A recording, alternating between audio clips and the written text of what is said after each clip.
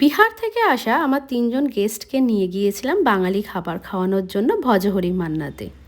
এই আউটলেটটা ছিল তারাতলার কাছে জেমস লং সরণিতে। এটা একেবারেই একটা নতুন আউটলেট, জাস্ট গেল পুজোতেই ওপেন হয়েছে, ৪-৫ মাস মতো হবে। ভিতরের অ্যাম্বিয়েন্সটাও ছিল খুবই সিম্পল, মিউজিক সিস্টেমে চলছিল বেঙ্গলি মিউজিক।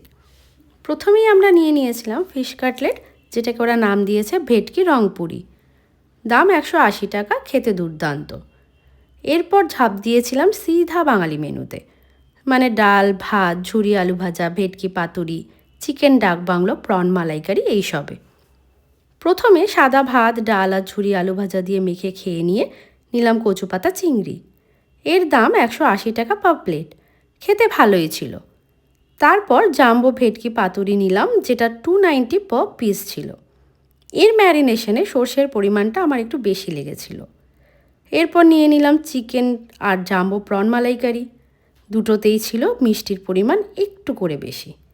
আমার গেস্টরা খেয়ে দিয়ে শেষমেশ এটাই বলল, কলকাতা কা হর খানে মে ইতনা মিঠা কিউ হোতা হ্যায়, বোঝো।